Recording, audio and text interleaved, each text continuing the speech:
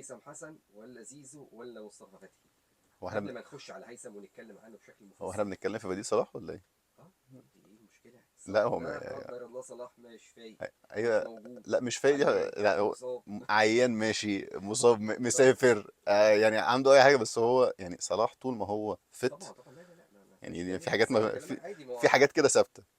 صلاح وجوده في المنتخب لا غنى عنه، لكن انا بكلمك في امر محتمل ان صلاح مش موجود لايا كانت الاسباب. مين يكون بديله؟ زيزو اللي انت اتكلمت عنه انه ده مكانه الطبيعي وده المكان اللي بيتوهج فيه، ولا هيثم حسن اللي اقنعنا جدا، ولا مصطفى فتحي اللي برضه بيأدي في المكان ده؟ طيب هو لو هنتكلم كوره، زيزو طبعا هو المرشح الاول، بسبب ان هو اثبت نفسه في المكان ده وهو في انسجامه وعارف اللعيبه وعارف كل الناس اللي حواليه وعارف كابتن حسام، فهو مش جاي يثبت حاجه. هيثم حسن لعيب المستقبل.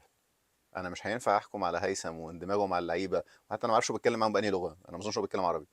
فالتعامل ده، الحاجات دي كلها بتخلي التعامل بيتكلم بس ممكن يكون لسه ما دخلش في التيم، يعني حتى الكلام مش هيبقى سهل. الكلام اللي طالع كان من المعسكر، يعني ان هيثم لسه يعني ايه ما اندمجش، ما هيكش دخلش جوه اللعيبه قوي. هيبقى كاشش في اه، الاول. كاشف شويه. فانا ما ينفعش ان انا احمل عليه ان هو يكون اساسي بعد صلاح في المكان ده، ولكن هو انا جايبه عشان استخدمه واستفيد بيه. م. لان هو احنا شفنا لعيب عنده بيزكس الكوره اللي احنا لما بنشوفها دلوقتي بقينا بنزغرط، صح. يعني بنبقى فرحانين قوي لما نشوف لعيب عارف التمركزات وعارف الاستلام والتسليم عامل ازاي والتحركات عامله ازاي، وازاي امتى يلعب لنفسه وامتى يلعب لزمايله.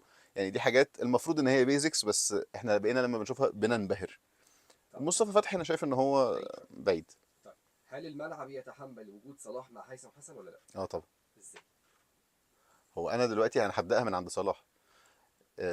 كريستيانو رونالدو لما ما بقاش قادر يكون وينج، اتعملت الفورميشنز بتاعت المنتخب وريال مدريد في وقت من الاوقات على ان هو السترايكر. صلاح مش سترايكر تمام، بس انا عادي جدا ان انا هلعب باتنين وايد ناين اللي هم صلاح ومرموش، وهيكون في وينج رايت اللي هو هيثم حسن، ويكون الوينج ليفت لعيب يقدر يكمل مع نص الملعب ويبقى تالت ليهم لو احتجت ان انا اخلي الملعب بدل ما هو 4-4-2 وايد، ان انا ادخل واحد في نص الملعب وان صلاح يبقى بيدخل هو في قلب منطقة الجزاء ومرموش بيفتح ناحية الشمال اكتر. وهيثم يبقى الوينج اليمين. بالظبط. م.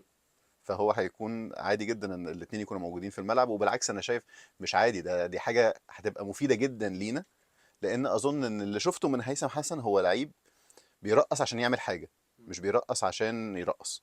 صح. وده شفناه ان هو حاول يلعب مصطفى محمد كتير في الماتش، وحاول يسند على لعيبه خط النص كتير في الماتش. فاظن مع تحركات صلاح اللي هتكون مغريه لاي لعيب عنده النيه دي، هيكون حاجه اقول لك مهمه على قوي. حاجه